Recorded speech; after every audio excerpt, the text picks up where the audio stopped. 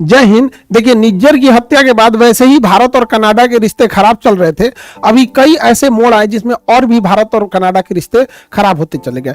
और दूसरी सूचना देखेंगे हम लोग कि बीपीएससी वाले बैच के बच्चे जो ऑलरेडी दरोगा सेलेक्टेड है, उनके लिए नेक्स्ट बैच में उनका अलग सेपरेट बैच बना के उनके लिए क्या क्या किया जाएगा। तो पहले समझते हैं। देखिए, निज्जर की हत्या कर दी जाती है, इसके लिए कनाडा बहुत भड़कता है क्योंकि भारतीय, इनका कहना है कि ये भारतीय मूल के थे लेकिन कनाडा के नागरिक थे। इनकी हत्या में भारत का साथ है। इन्होंने बताया था यहाँ पे, जबकि उसी दौरान एक गुरुपतवंत सिंह पन्नू, एक बड़ा कंट्रोवर्शियल बयान आता है और इसकी एक असैसिनेशन की एक नाकाम कोशिश होती है, जिसमें होता क्या है कि एक हिटमैन हायर किया जाता है, जो ऐसा पता चलता है कि वो अमेरिका का ही एफबीआई का एजेंट था जो सारी बातें बता देता है। जब इसकी जांच होती है तो ऐसा कनाडा और अमेरिका का कहना है कि निखिल गुप्ता नाम के एक व्यक्ति ने पैसे देकर मर्डर कराने की कोशिश की थी, लेकिन जिसको पैसे दिए गए थे वो एफबीआई का एजेंट निकला था। यहाँ पर निखिल गुप्ता की गिरफ्तारी चेक गणराज्य से कर ली जाती है और इसके बाद पता चलता है कि कोई विकास यादव नाम का कोई व्यक्ति के बारे में इनकी जांच में पता चलता है। तो अमेरिका और ने अपने एफबीआई में मोस्ट वांटेड में डाल दिया है विकास। क्या चीज़ है? मर्डर के लिए है, मर्डर के लिए हायरिंग करने के लिए, कॉन्स्पिरेसी के लिए, मनी लॉन्ड्रिंग के लिए। अब इनके 3 फोटोज यहाँ अवेलेबल है। ऐसा कहा जाता है कि ये पहले फॉर्मर रॉ एजेंट भी रह चुके थे। भारत का कहना है कि अब ये रॉ एजेंट में नहीं है, फिलहाल दिल्ली पुलिस के गिरफ्त में है। ये सारी घटनाओं के बाद कनाडा, अमेरिका और ये सब एक हो गए और भारत को कहने लगे कि ये घटनाएं भारत के लिए, भारत सही नहीं कर रहा है। भले ये जापान पे परमाणु बम गिरा दे, ये सही कर रहे हैं। पूरा इराक उड़ा दिए, वो सही है। पूरा सीरिया उड़ा दिए, वो सही है। 1 साल से Hamas, Israel, Lebanon, Iran, Yemen चल रहा है, वो सही है। यूक्रेन में लड़ाई हो रहा है, वो सही है। वियतनाम पे 27 करोड़ बम गिरा दिए, वो सही है। लेकिन भारत अपना चुपचाप टुकड़ा करा ले, ये यही चाहते हैं। अभी भी जिनको लगता है कि यूरोप वाले हमारे दोस्त हैं, अभी भी अपनी आंखें खोल के देख लीजिए, आपको पता चल जाएगा क्या है। कनाडा के राष्ट्रपति आते हैं और भारत पे एलिगेशन लगाना चालू करते हैं और इन्होंने जांच जो किया उसमें भारतीय राजदूत का भी नाम जोड़ दिया। अब भारतीय राजदूत का नाम जोड़ दिया कि ये लोग भी इस हत्या के आरोप में या फिर इस कंस्पिरेसी में ये लोग शामिल थे। और इनकी विदेश मंत्री कहती है कि हाँ, इनके ऊपर हम उचित कार्रवाई करेंगे। भाई विदेश मंत्री, आप फाउंडेशन क्लास कीजिए, हम आपको क्लास में बता देंगे कि वियना संधि के तहत किसी राजदूत के ऊपर कार्रवाई नहीं की जा सकती। वहां की पुलिस भी कह रही है, सब क्लास वलास नहीं किया है सब यहाँ पर, जिसके ऊपर एफआईआर कर देगा सब। यहाँ पे वियना संधि के तहत किसी राजदूत के ऊपर एफआईआर नहीं किया जा सकता है। लेकिन इस घटना, केवल नाम दे जाने की वजह से भारत इसका विरोध दिखाते हुए अपने राजदूत को वापस बुला लेते हैं और कहते हैं कि कनाडा से अब रिश्ते एकदम खराब होने के कगार पे पहुंच गए हैं। और यहाँ राजदूत होता है, किसी भी 2 देशों के बीच संबंध को राजदूत ही स्थापित करता है। जब राजदूत एम्बेसडर ही नहीं रहेगा तो कोई आदान प्रदान बातों का नहीं हो पाएगा। लेकिन ट्रूडो चुनाव जीतने के लिए किसी भी हद तक जाने के लिए तैयार है यहाँ से। तो कनाडा ने अपने राजदूत वापस बुला लिए, कनाडा से हम लोग ने राजदूत वापस बुला लिए हैं। और जो कनाडा के राजदूत भारत में थे, उन्होंने भी कह दिया कि जाओ भैया, तुम लोग का यहाँ कोई काम नहीं है।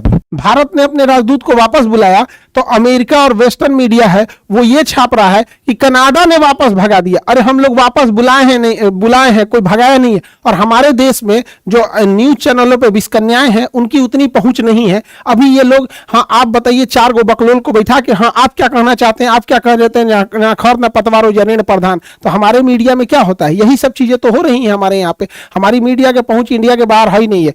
पूरा दुनिया चौपट हो जा रहा है। न्यूज सुन के देखिएगा तो ऐसा लगेगा आप सिंगापुर में बैठे। तो हमारी मीडिया नहीं पहुंच पा रही है और भारत की वहां बाहर में बड़ा छवि खराब कर रहे हैं सब यहाँ पे। हालांकि ऐसे घटना एक बार और हुई थी 2013 में। देवयानी खोबरागड़े को वहां की पुलिस ने अरेस्ट कर लिया था। हमारी राजदूत थी यहाँ पर देवयानी खोबरागड़े, उन्हें अरेस्ट नहीं करना चाहिए था वियना कन्वेंशन के हिसाब से, लेकिन बावजूद उन्हें अरेस्ट कर लिया था। आप समझिए राजदूत का पावर क्या होता है कि राजदूत को अरेस्ट नहीं कर सकते। अच्छा, इन लोग की हिपोक्रेसी देखिए।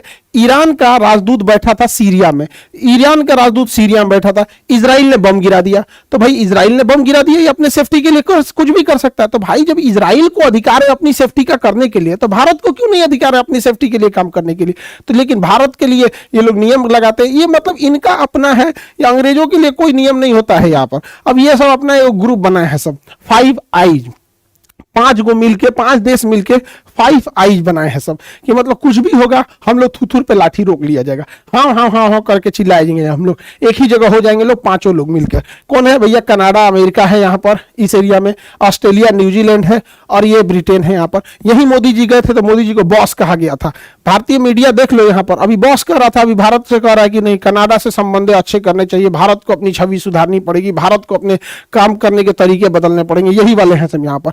तो ये फाइव आईज एक हो गए हैं सब और भारत को नसीहत दे रहे हैं सब। अब कनाडा में ये सारा चीज इलेक्शन की वजह से हो रहा है। अब समझिए कनाडा की जो डेमोग्राफी देखते हैं हम लोग यहाँ पर, तो कनाडा की अगर आप टोटल आबादी देखेंगे उसमें तो लगभग 4 करोड़, पौने 4 करोड़ के आसपास आबादी मिलेगी। इस आबादी में सबसे ज्यादा प्रतिशत ईसाइयों का है, उसके बाद हिंदू के 2.5% है और ये सिख जो है ये सिख लगभग 2% है। अब जस्टिन ट्रूडो चाहते हैं कि ये सिख पॉपुलेशन उन्हें वोट करे, हालांकि वहां पर हिंदू 2.5% है, मुस्लिम 5% है, तो ये वो चाहते हैं कि उन्हें सिख का समर्थन मिल जाए। अब यहाँ जो पार्टीज को देखा जाएगा अगर कनाडा में, तो कनाडा में संसद भवन में टोटल 338 सीट है। 338 यानी 338 में बहुमत के लिए आपको 170 चाहिए, आधा सीट यानी 170 सीट चाहिए, तब जाके बहुमत आएगा। तो 170 सीट के लिए यहाँ अलग अलग पार्टी हैं। जस्टिन ट्रूडो जो है उनकी लिबरल पार्टी 156 सीट है, तो 156 सीट पे ये सरकार नहीं बना सकते, 170 सीटों की जरूरत होती है। जबकि कंजर्वेटिव पार्टी के पास 118 है, तो दोनों लोगों के पास स्पष्ट बहुमत नहीं है, इसलिए इन्हें गठबंधन की जरूरत पड़ती है। अब ब्लॉक पार्टी के पास 32 सीट है और न्यू डेमोक्रेटिक पार्टी के पास 24 सीट है। न्यू डेमोक्रेटिक पार्टी जो है ये खालिस्तानी सपोर्टर पार्टी है यहाँ पर, और इन्हीं के सपोर्ट से इनकी सरकार चल रही थी। जब इनका गठबंधन था तो इनके पास न्यू डेवलपमेंट पार्टी से, जब गठबंधन डेमोक्रेटिक पार्टी से था तो इनके पास 180 सीटें थी गठबंधन की वजह से, तो 170 चाहिए, 156 इनका, 24 इनका, तो 180 हो जाता था। लेकिन अभी इनसे गठबंधन टूट गया तो इन्हें मजबूरी में ब्लॉक से गठबंधन करना पड़ा, तो जब ब्लॉक पार्टी से किए तो 188 हो गया। यानी अभी तो जैसे तैसे इन्होंने सरकार बचा लिया जस्टिन ट्रूडो ने, लेकिन जब इलेक्शन है अगले साल तो इलेक्शन में देखा जाएगा कि ये चाहते हैं कि ज्यादा से ज्यादा समर्थन मिले। लेकिन भारत के लोग ये ना सोचे कि सरकार बदल जाएगी और लिबरल पार्टी की जगह कंजर्वेटिव पार्टी आ जाएगी तो इन लोगों की चीजें चेंज हो जाएंगी। ऐसा चेंज नहीं होगा। ये लोग हमेशा से दूसरे हर देशों को, जैसे वो चाइना को बढ़ा रहा है, चाइना के बदले में इंडिया को तैयार कर रहा है, एक समय था इंडिया को काउंटर करने के लिए पाकिस्तान को तैयार कर रहा था, तो बहुत ज्यादा चेंजिंग नहीं आएगी। हाँ, लेकिन ट्रूडो के नहीं रहने से ये जो बदतमीजी हो रही है तो ये बदतमीजी सुधर जाएगी यहाँ पर, क्योंकि ना कुछ चीजें जब ज्यादा आउट ऑफ कंट्रोल हो जाती हैं तो कंट्रोल करना बड़ा मुश्किल हो पाता है। तो जस्टिन ट्रूडो अगर नहीं रहते हैं तो थोड़ा बहुत कंट्रोल हो जाएगा यहाँ पर। हालांकि कंजर्वेटिव पार्टी से भी बहुत ज्यादा उम्मीद नहीं लगाया जा सकता है। अब भारत को इसके जवाब के लिए ब्रिक्स देशों को मजबूत करना चाहिए, क्योंकि ब्रिक्स में वही देश हैं जो कनाडा और अमेरिका की आंख में खटकते हैं। इंडिया है, चाइना है, रशिया है, ये मेन कंट्रोलिंग पावर है यहाँ पर ब्रिक्स देशों में।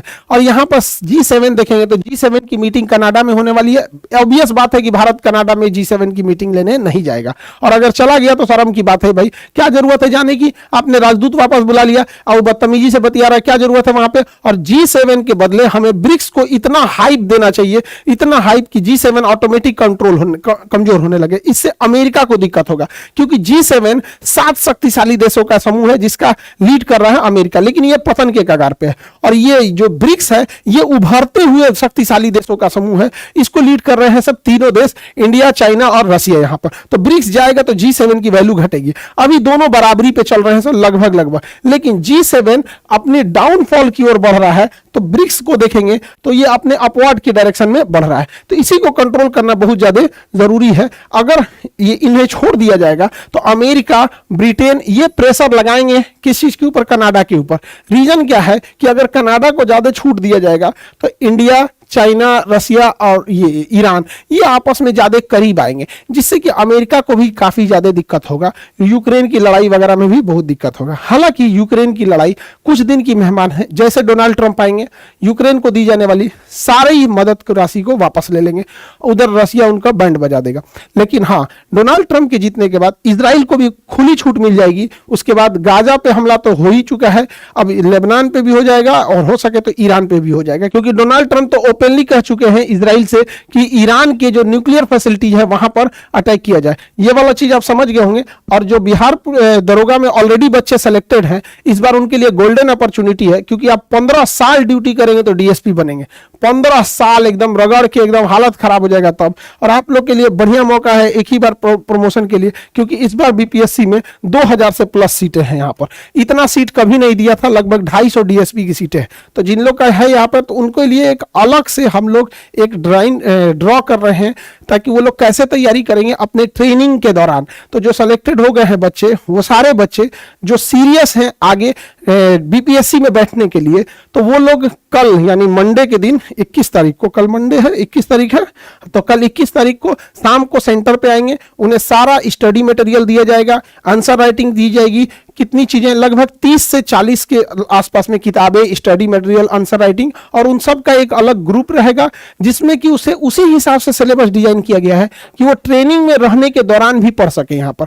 क्योंकि जो यहाँ पे हम लोग रेगुलर बैच में पढ़ा रहे हैं, तो हम लोग ये सोच के पढ़ाते हैं कि बच्चों के पास 8 घंटा 10 घंटा टाइम है पूरा पढ़ने के लिए, तो लेकिन आप ट्रेनिंग में रहेंगे, आपकी ट्रेनिंग टफ होगी और आपको फुर्सत भी नहीं मिलेगा। तो उसी हिसाब से इसे ड्राइंग किया गया है कि अलग अलग सिलेबस को कैसे कैसे देखा जाए, आंसर राइटिंग को कैसे मिला जाए। और वहां पे आप लोग आंसर राइटिंग जमा करके संडे के दिन आपकी छुट्टी रहती है, आप भेज सकते हैं, कॉपी भी चेक हो जाएगी, सारी फैसिलिटी रहेगी। तो 21 तारीख को, 21 अक्टूबर मंडे इवनिंग में आप सेंटर पे आएंगे, सबको इनरोल करके अपना फॉर्म भर दीजिएगा। वहां पर ये चीजें फ्री ऑफ कॉस्ट है। हम बस ये कोशिश कर रहे हैं कि आपका सिलेक्शन हो गया, इसी साल हुआ है, 10-15 साल घसीटिएगा तब जाके कहीं डीएसपी बनिएगा यहाँ पर। तो अगर आपके अंदर मोमेंटम अभी है और पढ़ना चाहते हैं, तो और आगे जाके आपके पास ये गोल्डन चांस है, क्योंकि इतनी सीटें फिर कभी नहीं आएंगी। और अगर जो आगे नहीं भी करना चाहते हैं तो बेस्ट ऑफ लक, आपके पास ऑलरेडी डबल स्टार है। आई होप इस टॉपिक को समझे होंगे। मिलेंगे नेक्स्ट क्लास में। जय हिंद।